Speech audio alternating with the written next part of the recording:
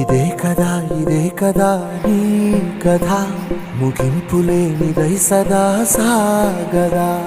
ఇదే కదా నీ కథ ముగింపులేనిదై సదా సాగదా.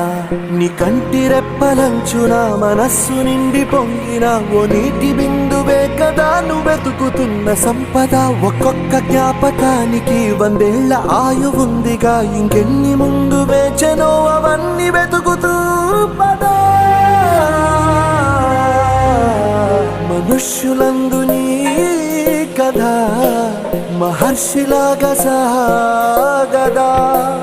మనుష్యులందు నీ కథ మహర్షిలాగా సాగదా.